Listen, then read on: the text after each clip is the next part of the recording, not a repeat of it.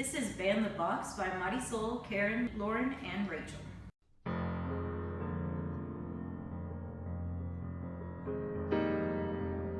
I applied for seniors housing and I was denied because of my felonies. Now, I haven't had one in 18 years.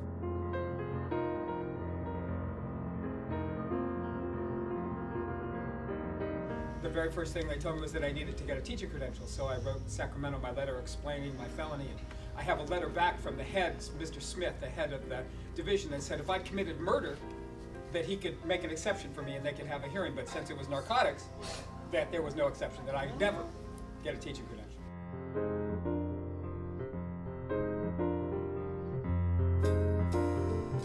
What we want is our full rights as citizens and the ability to just start over, to just rebuild our lives with no marks against us. The question for me is, when is enough enough?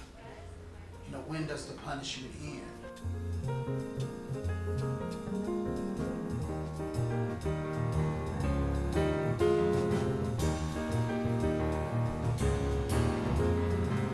All of Us or None is a grassroots organizing effort that former prisoners and some family members are undertaking all over the United States to try to build some unity and build a new civil rights movement that will really fight against the discrimination that felons face. When I go get a job and if they deny me for a felony or deny me because I'm black, it feels about the same. My kids are still fucking starving. So it feels about the same. I still can't pay the electric bill. I still can't pay the phone bill. I still can't move around and enjoy that pursuit of happiness in the degree that everybody else enjoys in this society. There had been a theft over in South Radiology, and they said that they decided to do a background check on everyone in the department, and that it really didn't matter that I hadn't worked over in South Radiology in the last 2 months. What happened was my criminal history, which included some felonies and misdemeanors, came up, and for that reason I was discharged. I left there, mentally just whooped.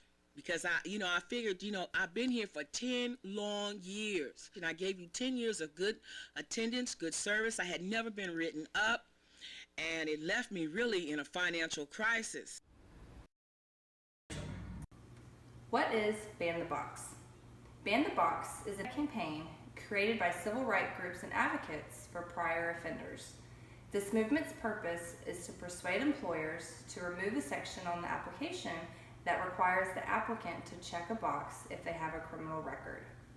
With there being no question about criminal history on the job application, and with background checks delayed until later in the hiring process, a prior offender would theoretically have a better chance of being viewed as the best person for the job.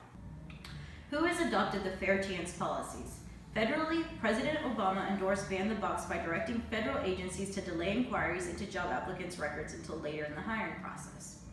Currently, 26 states and over 150 cities and counties around the country have adopted BanThe Box fair chance policies. Target, Walmart, Home Depot, Coke Industries, Starbucks, Facebook, and Bed Bath & Beyond have all removed the questions about convictions from their initial job applications. As far as BanThe Box movement in Texas, Austin became the first city in the South and the first city in the Sun Belt to extend the measure to private employers with 15 or more employees, following an 8-2 city council vote in favor of the measure in March of 2016. More than 100 cities and counties have enacted similar policies, largely for public employees, but increasingly in the private sector as well. According to the National Employment Law Project, an advocacy group focused on workers' issues, nearly half of the states have done the same.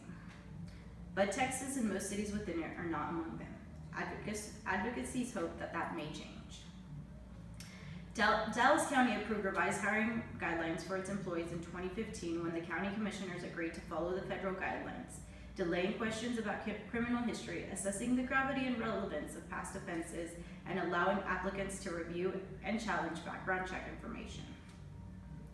If the policies are enacted, Dallas would join only a handful of cities that prohibit private employers from asking about candidates' criminal background. Only 13 cities have that policy, and those include Seattle, Washington, New York City, Washington D.C., and San Francisco, according to the National Employment Law Project. The pros for removing the BanThe. Employers consider a job candidate's qualifications first. Once you remove the BanThe, you have an opportunity to see skills and qualifications and experience for a candidate. And providing applicants a fair chance by removing the conviction history question. This delays the background check inquiry until later in the hiring process. It gives you an opportunity for furthering the interview process. There is a stigma with criminal records once you have the BanThe on the actual application. And the fair chance policies benefit everyone because they're good for families and the local community. Jobs make a difference for individuals who may have made bad decisions in the past. However, they're on the right path now. Given a chance, they may become the best employee, which makes a difference not only with the person, it can make a difference with the family and in addition to the community. Gainfully employed, they're productive, they're tax-paying members of society, and are less likely to fall back into a life of crime, which lowers crime rates, safer communities, and saving money on correctional fees. And businesses can't ask up front about criminal background. However, they can continue during their hiring process to do a background check. Unfortunately, the stigma for criminal records is violence. So the cons for BanThe Box, due to the fact that an employer cannot ask for past criminal history prior to the offer, the background check does have to begin after. And so that is an expense that the employer does have to incur. In the event that there is something on the report, of course, the decision does become pending, and it is on a case-by-case basis due to the nature of the conviction or the crime, and also with the time lapse, and so of the amount of time or the amount of years that has been since the conviction or the crime had occurred. That does delay the hiring process, as it does involve additional time.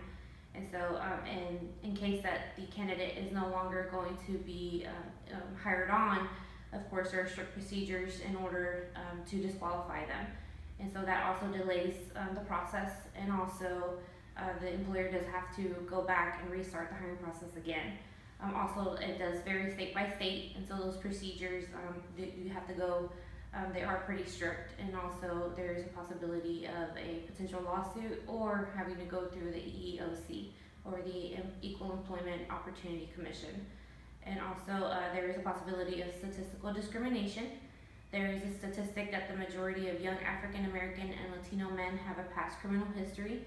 So Amanda Gahn with Rutgers University, along with co-author Sonia Sarr, they completed a field experiment in where many were discriminated for a position due to their African American or Latino sounding names.